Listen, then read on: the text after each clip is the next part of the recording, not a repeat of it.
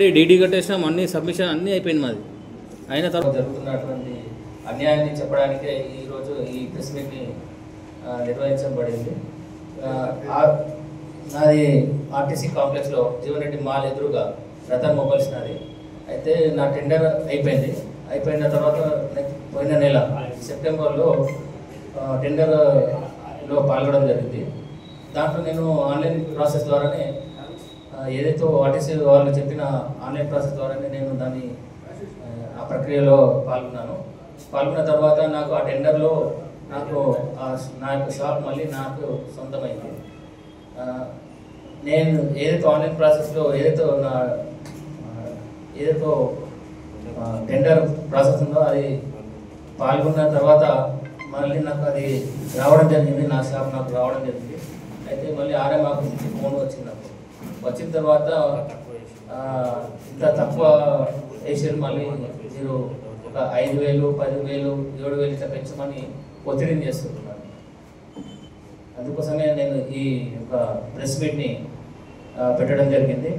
ఇటువంటి చాలా మంది ఏదైతే రెంటర్స్ ఉన్నారో ఈ ఇబ్బంది పాలవుతారు, వాళ్ళు ఎవరు బయటికి రావడం లేదు.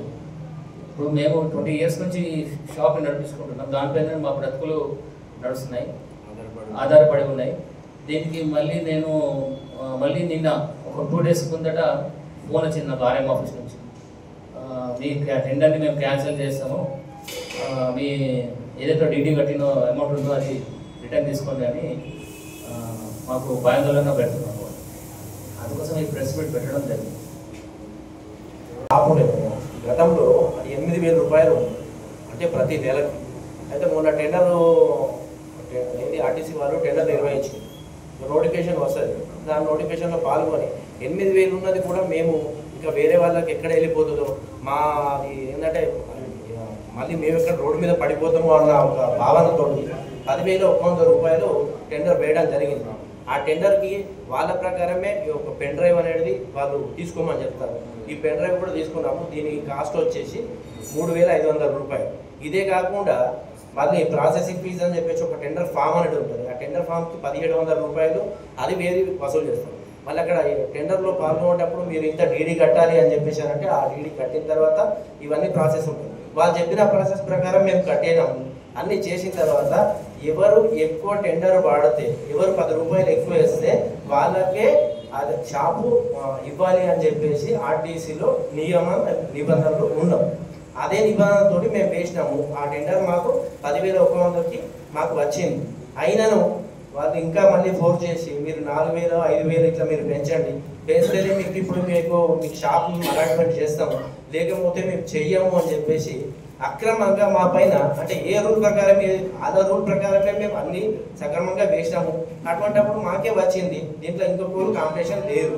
అటువంటిప్పుడు ఇవ్వకుండా ఇట్లనే అక్కడ కూర్చుని మీరు ఇంకా 4,000, 5,000 పెంచకపోతే మీ టెండర్ మేము రద్దు చేస్తాము, మళ్ళీ రీటెండర్ వేస్తాము అంటే ఇది ఎక్కడి న్యాయము?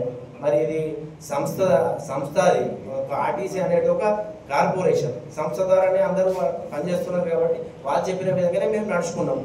ఇప్పుడు మాకు ఈ అన్యాయానికి మేము అందుకే ఇది ప్రెస్ మీట్ పెట్టడం జరిగింది. మాకు దీని మీద పెంచి మాకు న్యాయం చేయగలరని మేము కలెక్టర్ గారిని కోరుతున్నాం. మీ వ్యాపారం అభివృద్ధి కావాలని కోరుకుంటున్నారా? అయితే వెంటనే క్యూనస్ని సంప్రదించండి.